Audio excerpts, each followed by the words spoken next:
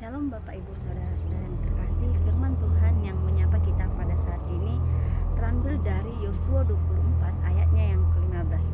Beginilah firman Tuhan. Namun jika kamu menganggap tidak baik untuk beribadah kepada Tuhan, pilihlah pada hari ini kepada siapa kamu akan beribadah.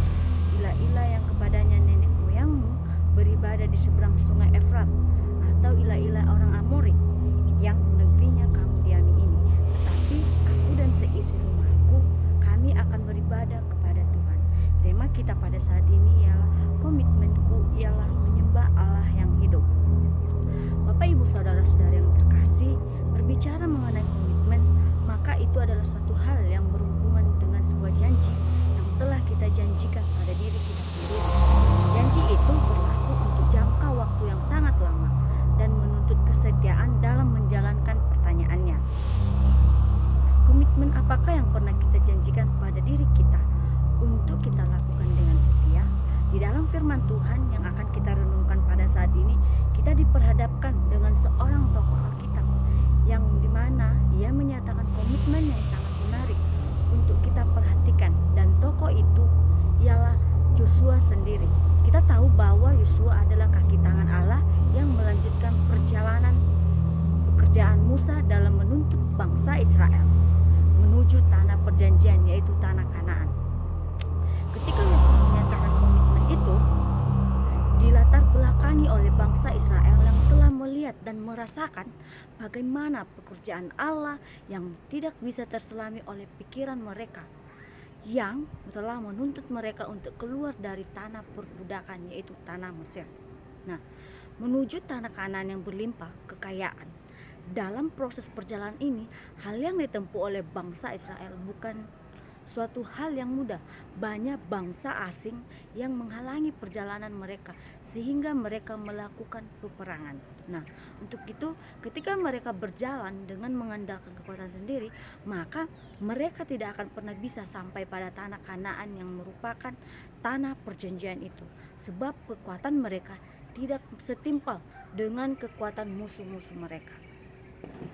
Namun menariknya Bapak Ibu untuk diperhatikan bahwa meskipun bangsa Israel yang baru keluar dari perbudakan dan tidak memiliki keahlian dalam peperangan, mereka dapat lolos dari bangsa Mesir, dan bahkan mereka bisa menang melawan sejumlah bangsa-bangsa Israel asing lainnya, sehingga mereka menduduki tanah Kanaan.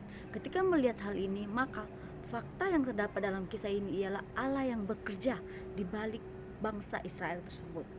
Bapak Ibu Saudara-saudara yang terkasih, ketika bangsa Israel telah sampai ke tanah Kanaan dengan kesadaran penuh bahwa itu semua karena pekerjaan Allah, maka Yosua sebagai pemimpin mereka memberikan pertanyaan sekaligus pernyataan kepada bangsa Israel tentang kepada siapakah mereka harus menyembah.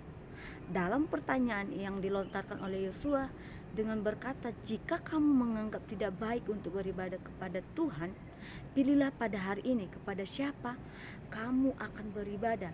Sebenarnya pada bagian ini Yosua ingin menyampaikan kepada bangsa Israel bahwa ilah-ilah yang disembah oleh bangsa asing tidak bisa memberi kehidupan seperti yang Allah mereka berikan kepada mereka, sebab ilah bangsa asing hanyalah benda mati buatan tangan manusia. Jadi jika tidak dapat melakukan apa-apa, hal ini disampaikan oleh Yosua karena bangsa Israel sebelumnya sempat meragukan Allah dan memilih untuk menyembah Allah lain.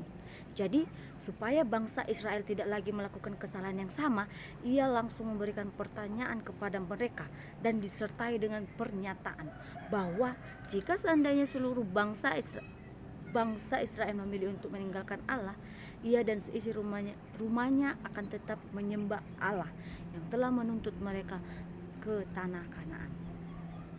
Pernyataan ini diberikan oleh Yosua supaya bangsa Israel semakin diyakinkan bahwa Allah mereka adalah Allah yang hidup sehingga layak untuk disembah.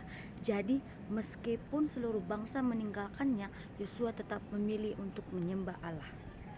Bapak Ibu Saudara-saudara yang terkasih, apa yang dapat kita lihat dalam firman Tuhan ini ialah komitmen yang dinaikkan oleh Yosua kepada Tuhan untuk dilakukan dengan setia.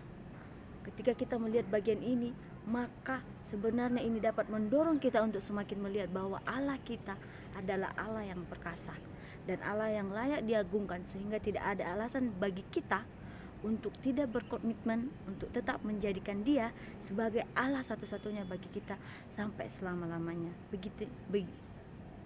Demikianlah firman Tuhan. Bapak Ibu saudara-saudara yang terkasih, poin yang pertama yang dapat kita ambil dalam firman Tuhan ini ialah kita harus bisa mengambil komitmen bahwa kita harus tetap menyembah Allah kita, yaitu Allah Bapa, yang dimana firman Tuhan ini mengajak kita untuk tidak menyembah Allah-Allah yang lain selain Allah kita.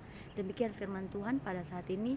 Kiranya firman Tuhan ini boleh menjadi bekal bagi kita dan menjadi komitmen kita untuk tetap menyembah Dia yang Maha Kuasa. Shalom.